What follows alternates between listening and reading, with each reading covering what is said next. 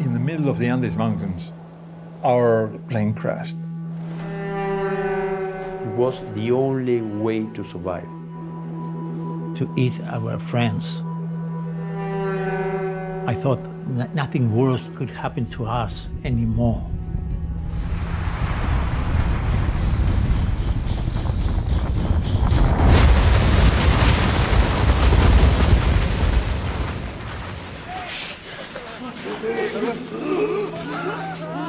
Eight of our friends died in the avalanche. We really felt death much closer. I told the guys, look, I'm going to leave. Come with me. I cannot do it alone. I'm afraid. I'm very afraid. Come with me.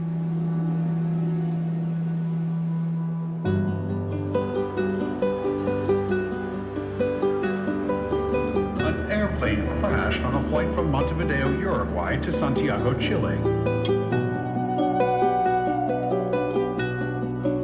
My life changed in a second.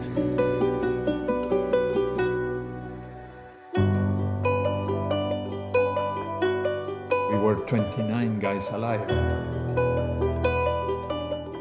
So you're alone in the middle of the Andes, no food, nothing, condemned to die.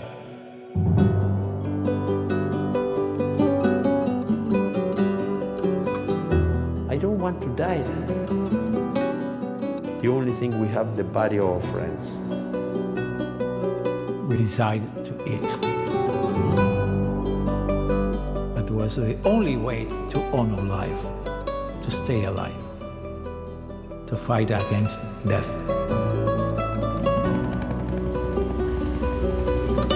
This group survived one of the most unsurvivable stories in the history of the human being.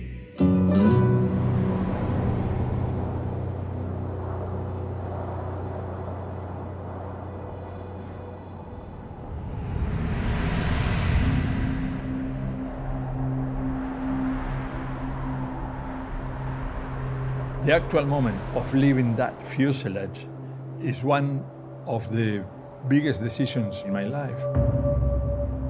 Nando, how did you have the courage to take that decision?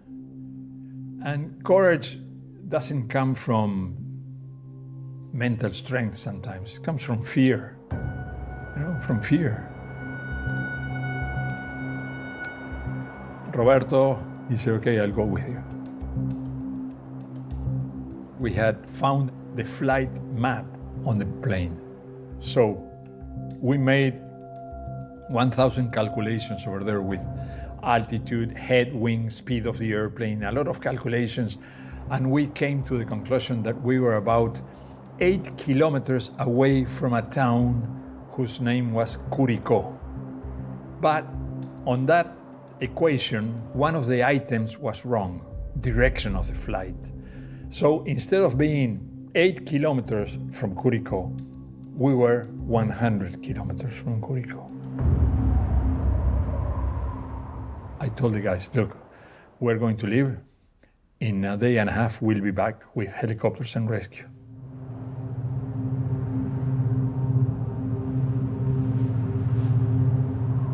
Our climbing equipment was actually not very good. I had my rugby boots. I had 3 pairs of socks. I had 2 shirts. And I had a light pullover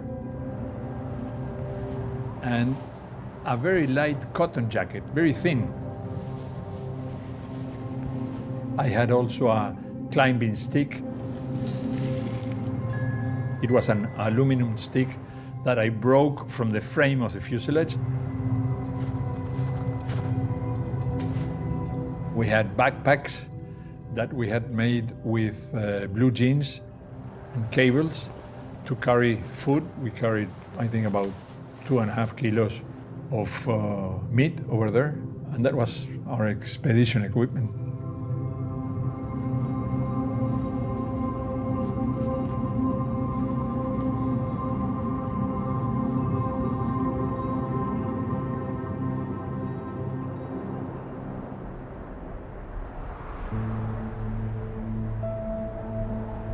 And December 12th, I remember very vividly, they took on their shoulders our lives.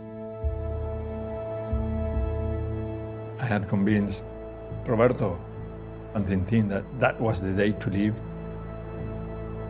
So the morning that we left, we embraced the other guys.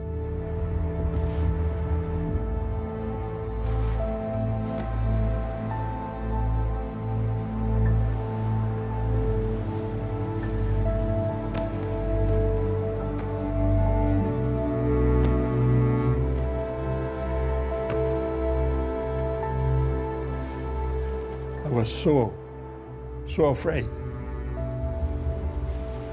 was a very special moment too, because it was our last hope.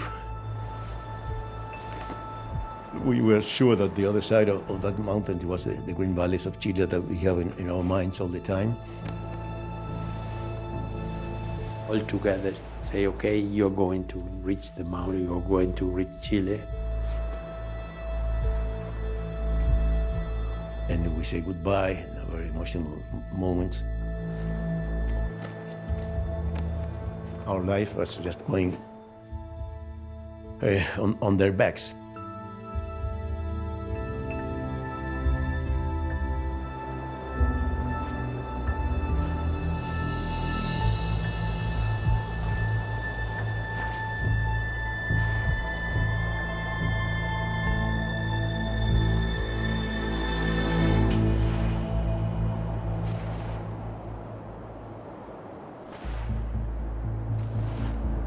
I never looked back. I started walking and I knew I was not going back to that fuselage. I was not going back.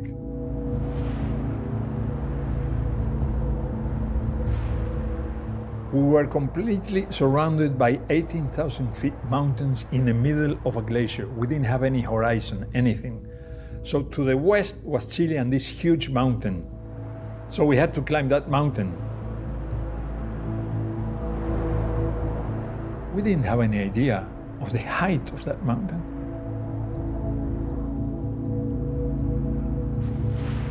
And there are no references, no trees, no houses, nothing.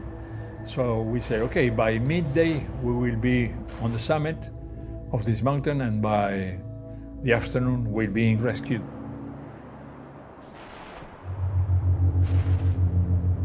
And then we started to climb and climb and climb and climb and climb and climb and climb.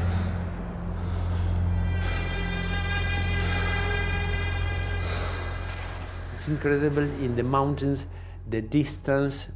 So they walk all day, and they were there very close to us.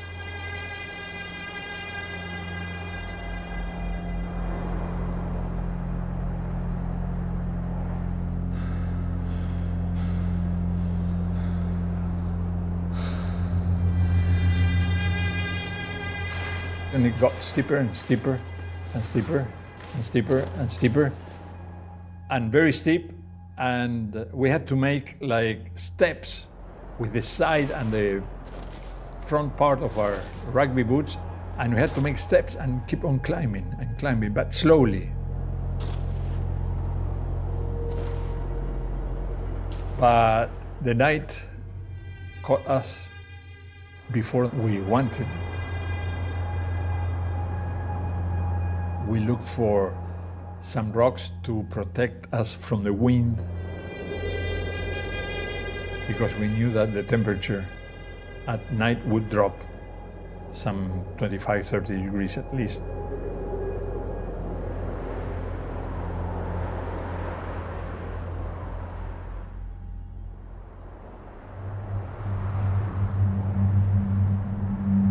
We saw the 3 black points in the white snow there.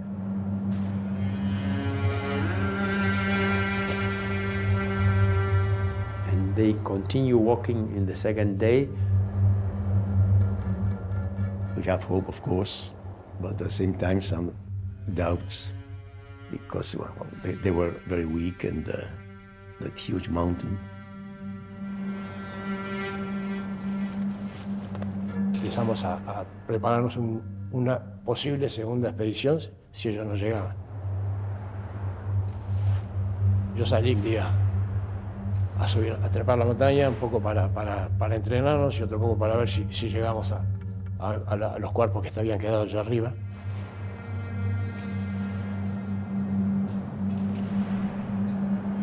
Tuve una experiencia muy fuerte, porque después que habíamos subido como 1500 metros, el primer cuerpo que veo con la cara media quemada y los bigotes naranjados era mi primo Daniel.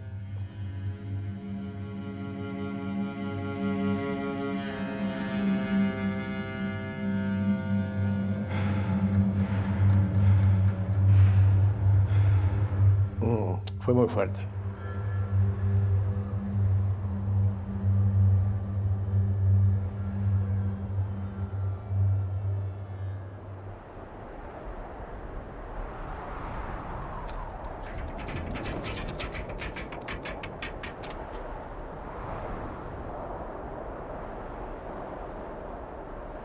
For 3 days, we saw them climbing this white, huge mountain. It was incredible.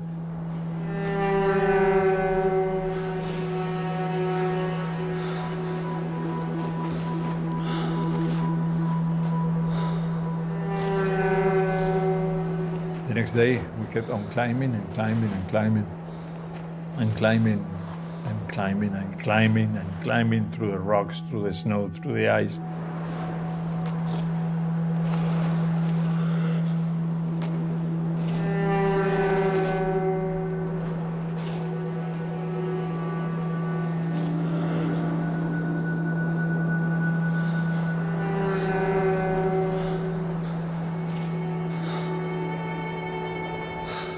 Steeper and steeper until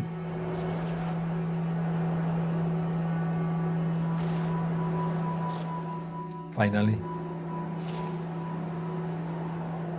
I reached the summit.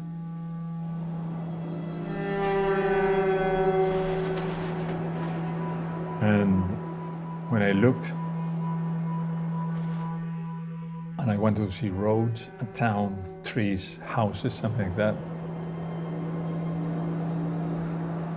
and everything that I saw was mountains, mountains, and nothing but mountains until the horizon over there.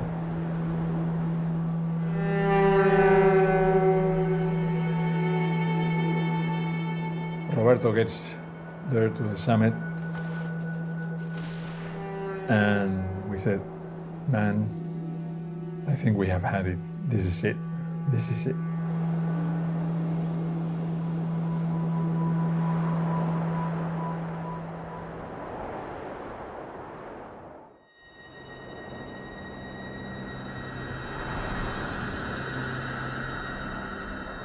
Tintin was waiting behind, but myself and Roberto, I reached the summit, finally.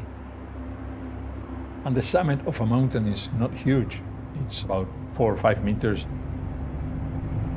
But you feeling significant on those mountains. So that was a moment in life where I thought that I crossed the invisible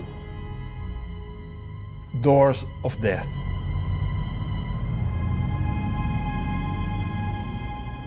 But I crossed those invisible doors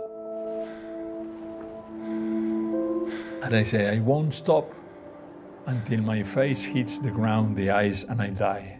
I'll keep on going, because every step that I'll give, I'll be closer to my father.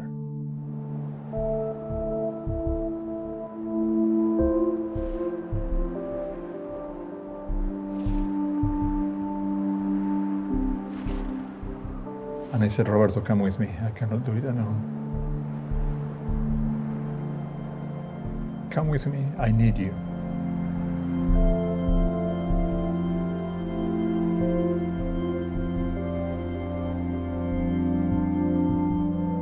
I said, okay, I'll go with you.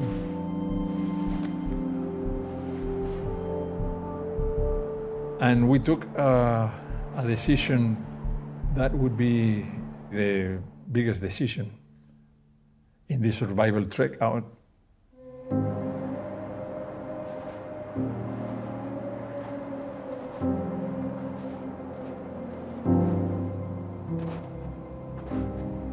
So we say, Tintin, you're tired, give us your food, go back to the airplane, and the two of us, Roberto and myself, will go faster and further in less time than the three of us.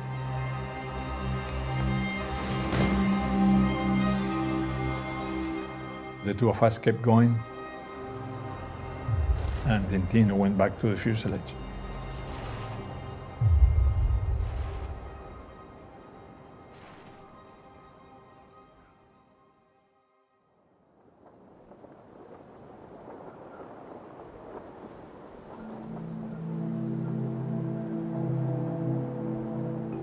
At the beginning, the waiting was very nice because we had nothing else to do, and the weather was beautiful. But then we get a little bit worried. It was much more difficult than we thought.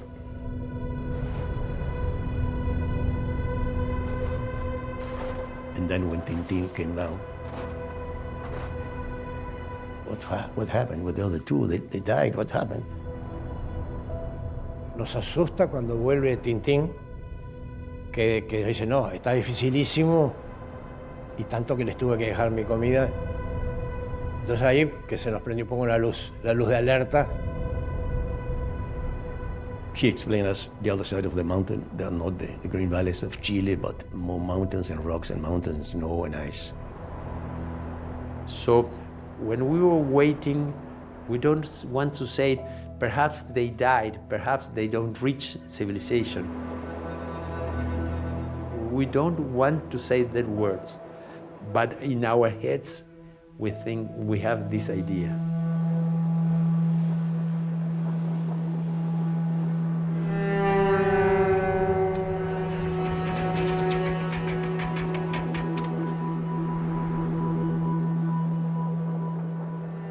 The days passing, and then we were getting really very worried.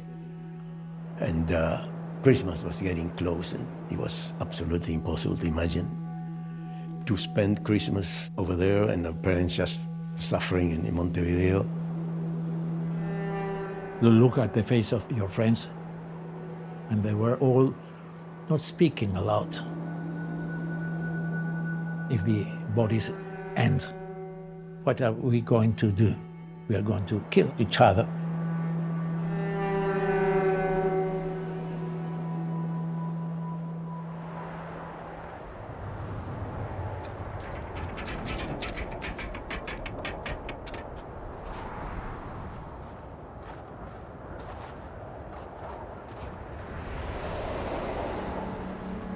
Everything that you can imagine that a mountain has, we went by with Roberto.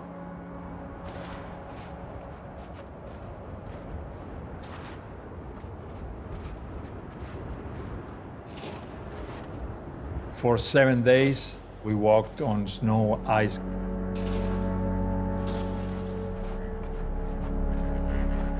Crevasses.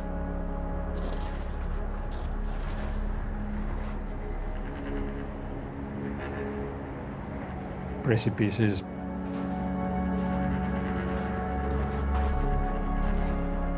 Mountains, whatever you can imagine.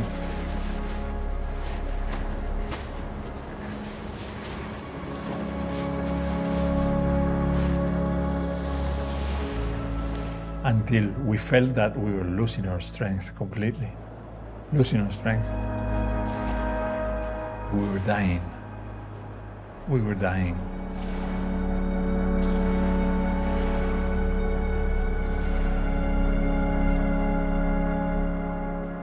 But then on the 7 days and a half, the snow ended.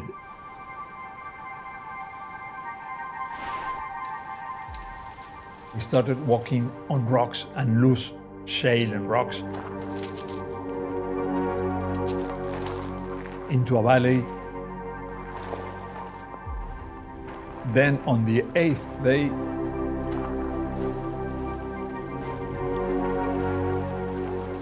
we found a river. We found a river.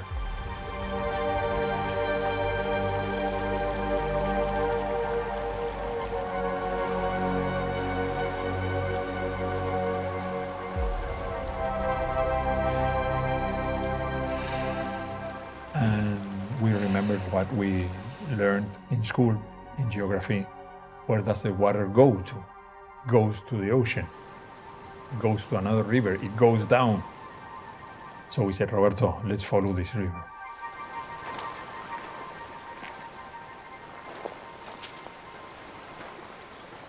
And we started following that river.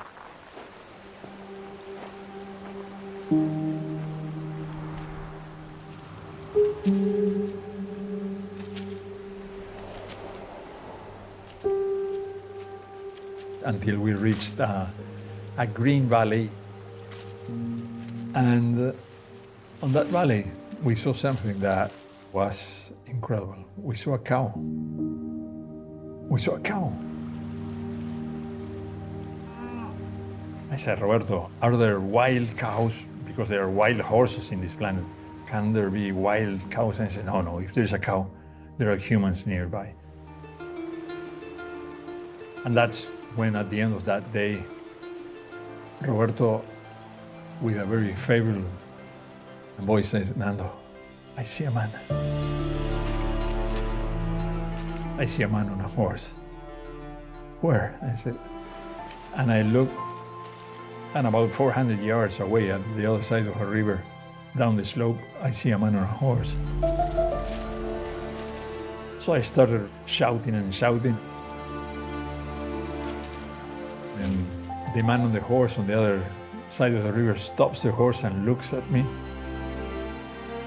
And that was the first glimpse of life, of hope in 72 days for me. When this man stops the horse and looks at me, and I said, Jesus, maybe I can live, maybe I can survive.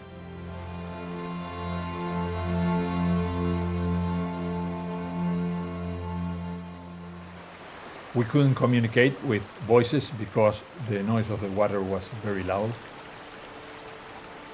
He threw me a rock and wrapped around the rock a piece of paper and a pencil. And I wrote a message. I come from a plane that crashed in the Andes. I'm Uruguayan. We need help.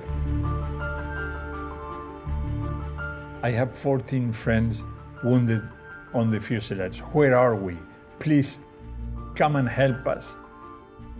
We need food. So I wrapped it around the stone and I threw it across the river.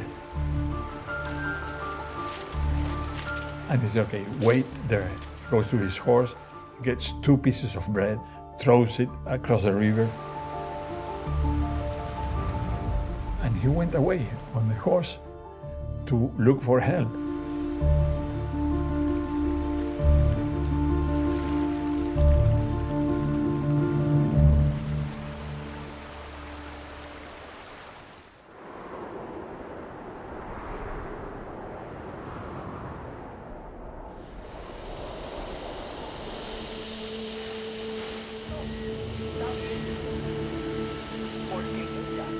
We went out every morning early with a small radio to listen to the news about us.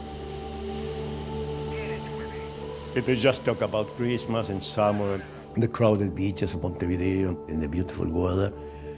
It was so difficult to listen to those news. But the 22nd of December, a beautiful morning, clear skies and warm weather, and we start listening to the names of Canessa and Parrado.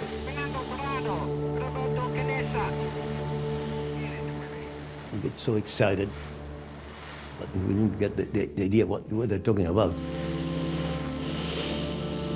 Many electrostatic interception, and in one of the Chilean radios, suddenly a clear, beautiful sound of the Ave Maria, the Bach Uno Ave Maria.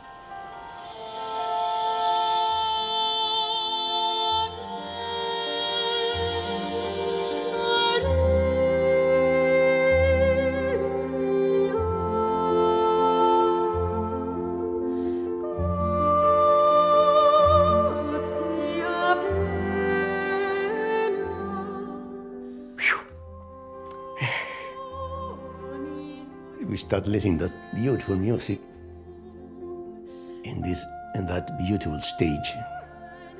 And for me, it was the confirmation that they reached the civilization, Nando and Roberto.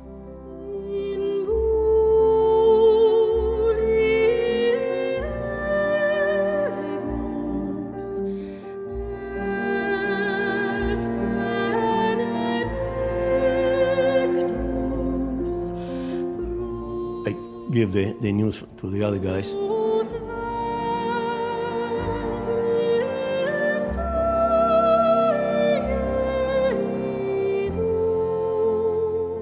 And in a second, they listen to the news. Expressions of the faces changes absolutely. The eyes bright again and a smile.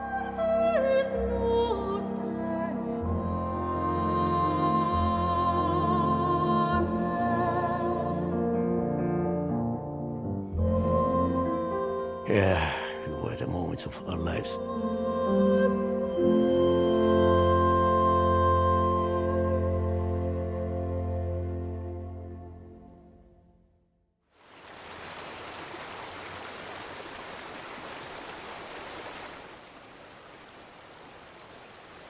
I said, Roberto, do you think he's coming back? And he said, yeah, he's coming back. Are you sure? I'm sure. So we spent the whole night there, daydreaming about the rescue. And early the next morning, we looked and some horses were coming, some military men, and the peasant was coming on horseback also. We knew that we had saved our lives. We come back from another world.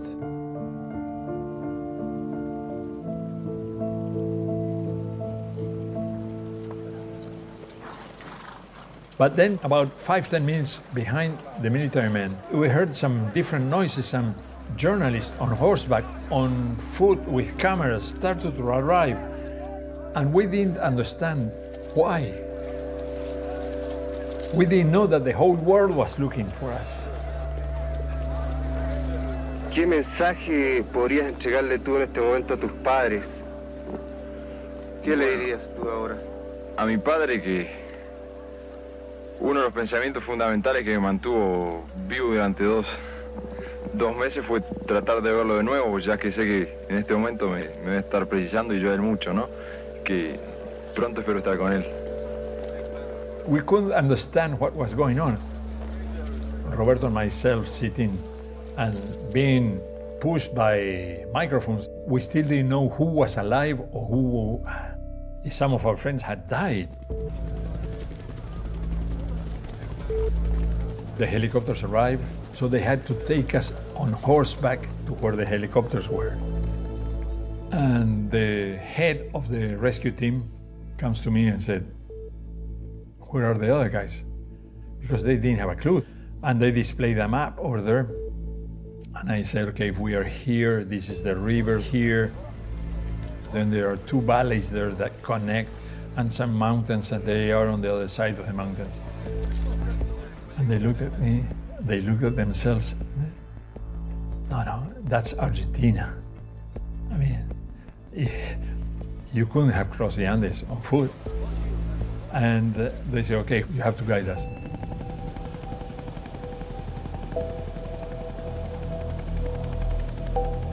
The conditions were very bad, a lot of turbulence. I was very afraid. I said, Jesus, I'm going to get killed on this helicopter. It's not worth it, Nando, it's not worth it. I don't want to die. But I said, we have to keep on going.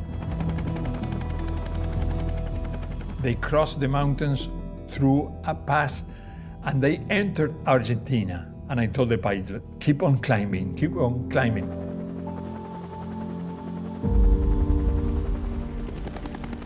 And he kept on climbing, until he said, okay, I see it.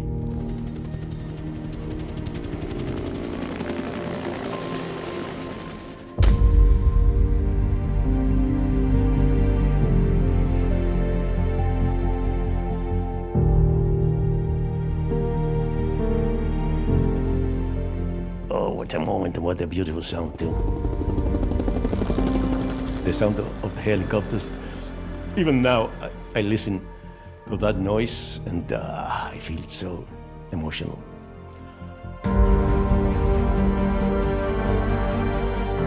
He found us. That was another miracle.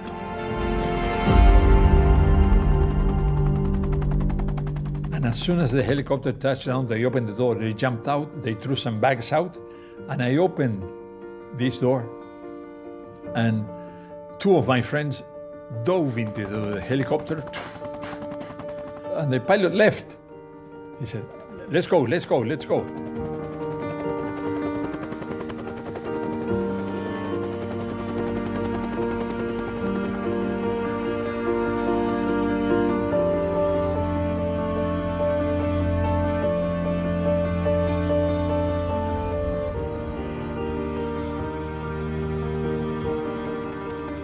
And we have a very difficult flight, and we start laughing. This is ridiculous.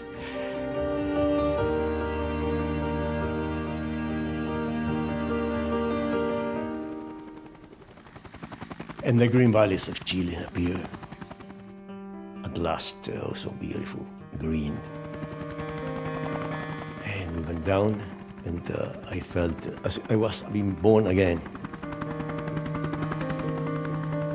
When we arrived over there, Eduardo, Coche, they come out of the helicopters and they tackled me, kissing me, embracing me. And they were so happy. It's a moment that I will never forget. I put my feet on the grass. I took a piece of grass and ate it, and all the pain was left behind. And the happiness was filling my soul, my mind, and my body once again.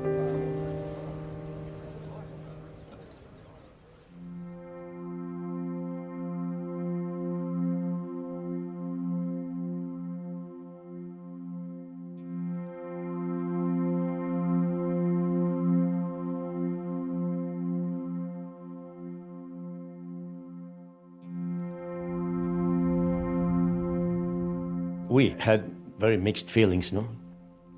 Of ecstasy and happiness. But on the other hand, we were sad because we lost friends, and we knew that the family was suffering, of course, and mothers and brothers and sisters.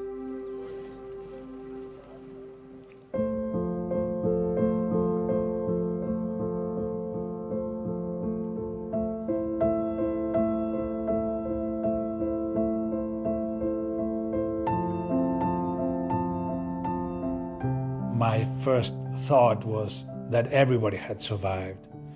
If someone survives, everybody survives.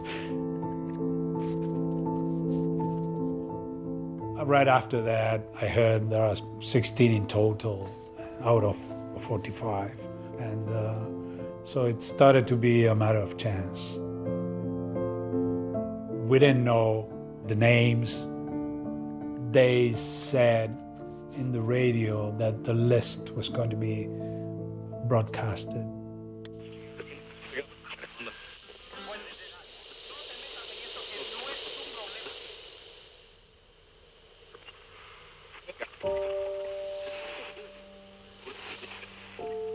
We were all listening, waiting for the list to come. The list was too small. I didn't know what could happen. I remember looking at my hands and counting. Carlitos Páez. Nando Parrado County. Roberto Canessa. Roy Harley. Gustavo Servino. José Luis Inciarte. In one moment, I heard José Luis Inciarte. Couldn't believe that moment. I was completely nervous and crying, and it is the more important day of my life. I expect my brother to be on the list. And of course the list was finished and he wasn't.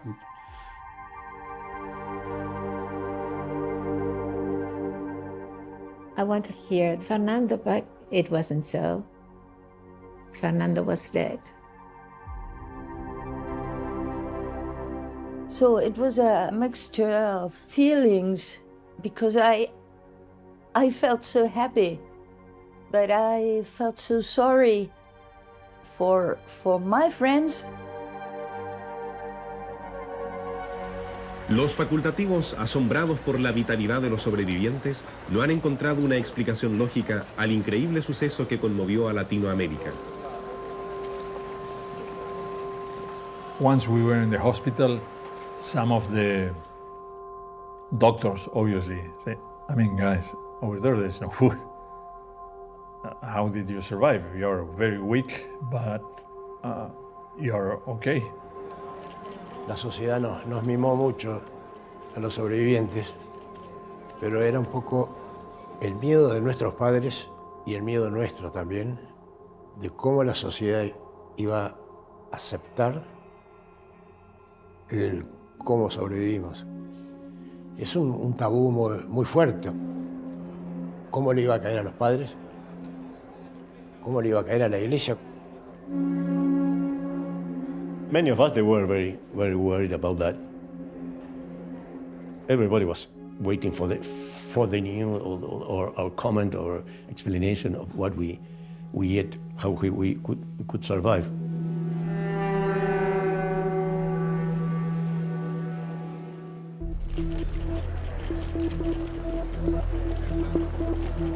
We were so absolutely sure of what we had done. I mean, there was absolutely no problem with us. The problem might have been by the press. The press wants to have something to talk about, and this was a fantastic subject, obviously. I remember in Santiago, just with the papers on the street, it was starting to get all the news of the cannibals and blah, blah, blah.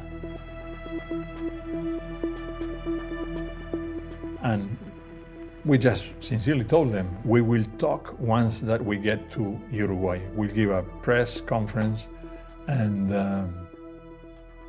we'll explain everything. And that's what happened.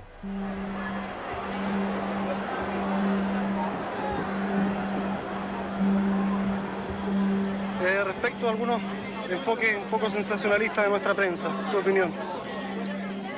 Creo que la prensa de todo el mundo, en la prensa de todo el mundo hay prensa buena y prensa mala, ¿no? Que aquí como es parte del mundo.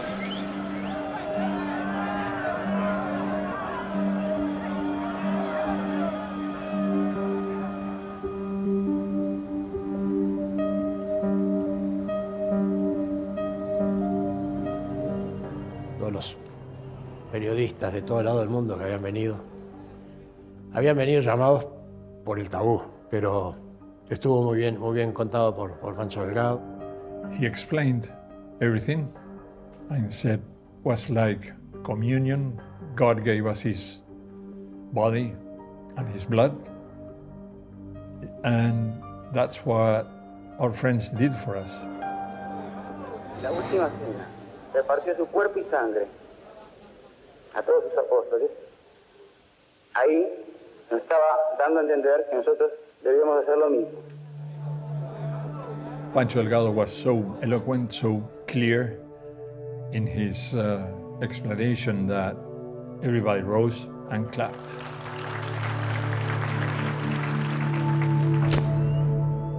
I think it was a perfect explanation. We were very, very happy to know that there were survivors. And on top of that, we were able to hear about our brother or our other friends, what happened to them. Roberto Canessa came to my house, and then we knew how Fernando died. Fernando died on the night of the accident. It was good news for me that he didn't suffer so much as others did. The big surprise for us was that Arturo was one of the last ones to die. So by the time he stopped eating, and that's what led to his death,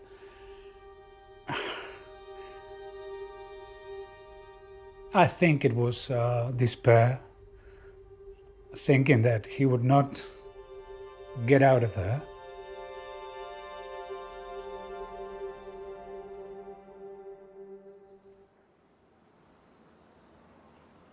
When I get back home, I didn't have my mother. I didn't have my sister. So my father told me, "Thank you for coming back. Thank you for coming back. But let's not destroy the second part of our only life." And I said, "I've suffered enough. I haven't forgotten. I remember them with great love, with great care. I think about them. I pray for them. But I never look back." And so I live a life full of happiness, trying to be full of truth and make the best of others.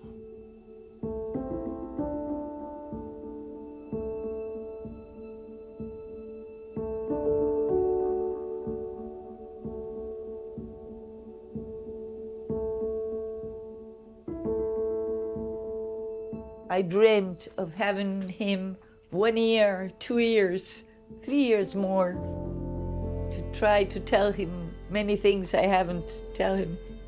And now we have lived 50 years together, so everything's okay.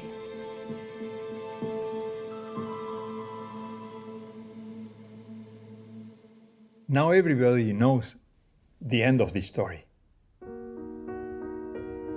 Every December 22nd, we get together to celebrate, commemorate, and remember the ones who didn't come back.